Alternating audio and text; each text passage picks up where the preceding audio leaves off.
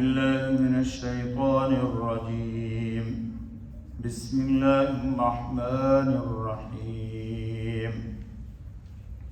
يوم يقوم الناس لرب العالمين. صدق اللہ العظیم. دوستو اس سورہ المطففین کی آیت نمبر 6 پڑھی گئی ہے. کل اللہ پاک نے ایک پیغام دیا تھا، الا یظن اولئک انہم مبعوثون، کہ قیامت کے دن انسان کو اٹھنا ہے لیوم عظیم، اس بڑے دن کے لیے، یعنی یوم الدین کو، قیامت کے دن کو قرآن نے یوم عظیم کہا ہے. انسان کی کامیابی اور ناکامی کا فیصلہ اس دن ہوگا. ہم نے جن چیزوں کو کامیابی سمجھا ہوا ہے وہ ہماری کامیابی نہیں ہے. اللہ و رسول نے جس چیز کو کامیابی کہا ہے وہ یقیناً کامیابی کا دن ہے. تو وہ دن کیا ہوا؟ یوم یقوم الناس لرب العالمین، جس دن کھڑے رہیں لوگ راہ دیکھتے جہان کے مالک کی. اللہ اکبر. انسان قیامت کے موقف میں کھڑا ہوگا. یہ بہت خطرناک دن ہے. اللہ رب العالمین ایک تو یہ ہے حساب کے دن کے بعد جنت یا جہنم کا فیصلہ، اور ایک یہ ہے کہ حساب و کتاب نہیں ہوگا، انسان کو کھڑا رکھا جائے گا. جی، اور وہ بہت مشکل گھڑی ہوگی. ابھی تفصیل آپ کے سامنے آ رہی ہے. روایت میں ہے کہ لوگ تمنا کریں گے ہمیں فیصلہ کر دیا جائے، جہنم میں بھیج دیا جائے، اس پر ہم راضی ہیں، لیکن یہ گھڑی ہمارے لیے بڑی مشکل ترین ہے. اللہ آسان کر دے. یعنی فیصلہ کا انتظار، جی، کہ کب تجلی فرماتا اور کب حساب و کتاب کر کے ہمارے حق میں کوئی فیصلہ سناتا ہے. اللہ رب العالمین کی تجلی ہوگی، یعنی اللہ جلوہ افروز ہوں گے اور بندے کا حساب و کتاب ہو جائے. لیکن اللہ کی تجلی ظاہر نہیں ہوگی، لوگ کھڑے رہیں گے اور یہ بڑا عجیب ترین وقت ہوگا. کھڑے کھڑے پسینہ میں ڈوب جائیں گے. ذرا سنیے اب روایت.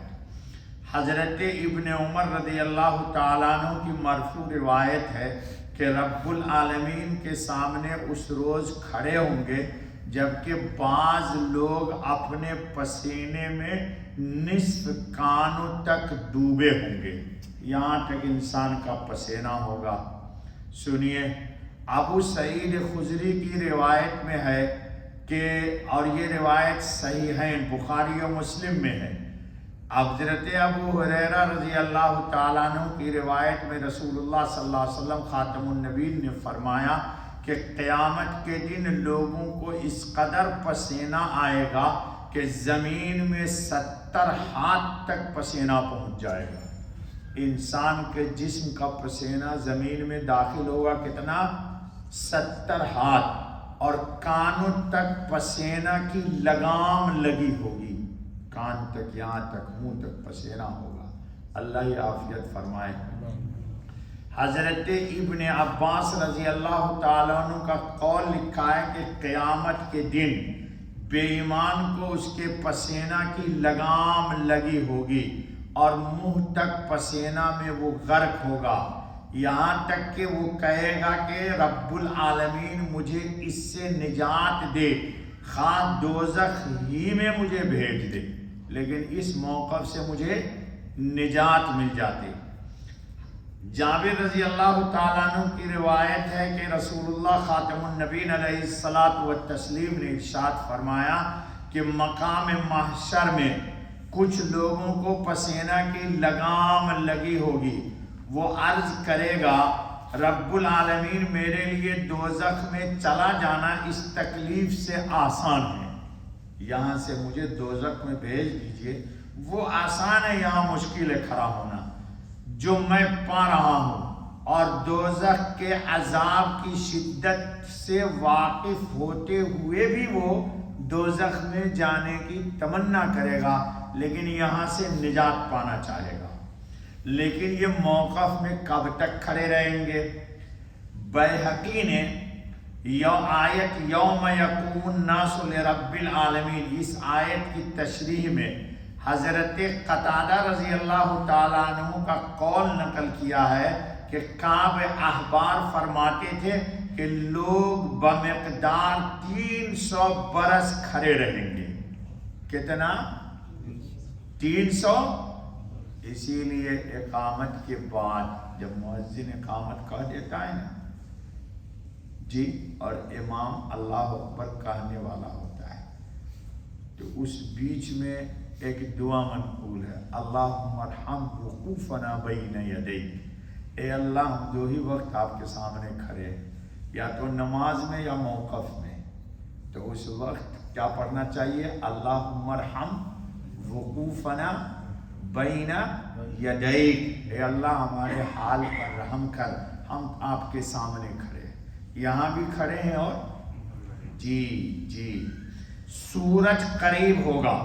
حضرت مقداد بن اسود رضی اللہ تعالیٰ عنہ نے کہا کہ میں نے خود حضرت خاتم النبیین علیہ الصلاۃ والتسلیم سے فرماتے ہوئے سنا ہے کہ قیامت کے دن سورج مخلوق سے قریب آ جائے گا، یہاں تک کہ 1 میل کے بقدر ہوگا۔ کتنی مسافت پہ ہوگا؟ 1 میل کی مسافت پر ہوگا۔ اور بچپن میں بھی ہم یہ سنا کرتے تھے یہ روایت بہت جی۔ حضرت سلیم بن عامر نے کہا اللہ کی قسم ہم کو نہیں معلوم کہ میل سے حضور صلی اللہ علیہ وسلم کی کیا مراد ہے، کیا زمین کی مسافت مراد ہے؟ جی زمین میں جو ہمارے یہاں 1 میل 2 میل ہوتا ہے جی۔ روایت میں ہے کہ رسول اللہ خاتم النبیین صلی اللہ علیہ وسلم نے فرمایا کہ لوگ اپنے اپنے اعمال کے مطابق پسینہ میں ہوں گے، اللہ تعالی ہماری حفاظت فرمائے۔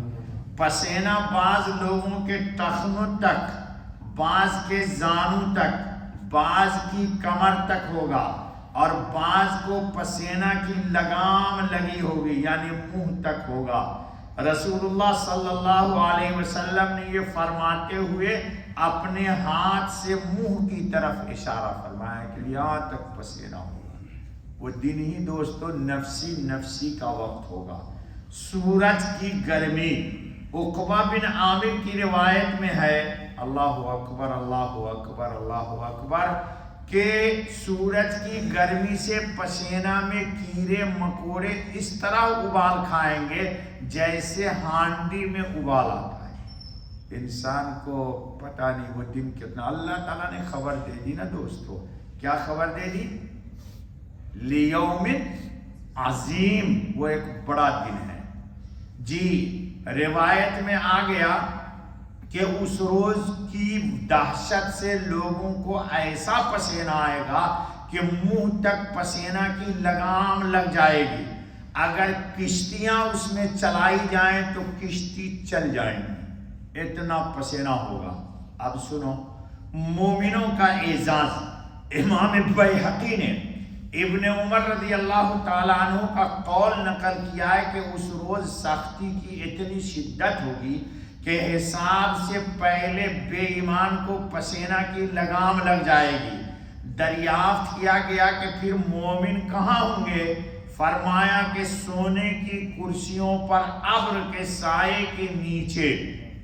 کہو اشہد ان لا الہ الا اللہ و اشہد ان محمدن عبدہ و رسولہ جی۔ ابن مسعود رضی اللہ تعالیٰ عنہ کی روایت میں اتنا زائد ہے کہ مومنوں کے لیے وہ پورا دن بس دن کی 1 گھڑی کے برابر ہوگا جی۔ روایت میں ہے کہ جیسے 2 رکعت نماز کا وقت جی، اس لیے نماز آرام سے پڑھا کرو، جلدی جلدی مرغے کی طرح دانہ نہ چگا کرو جی ہاں۔ حضرت سلیمان فارسی کا قول ہے کہ قیامت کے دن سورج لوگوں کے سروں کے قریب کمانوں کے فصل کے برابر یا کمانوں کے برابر آ جائے گا اور 10 سال کی گرمی دے گا۔ کتنا؟ 10 سال میں جتنی گرمی سورج کی ہوتی ہے اتنا 1 سیکنڈ میں چھوڑ دے گا۔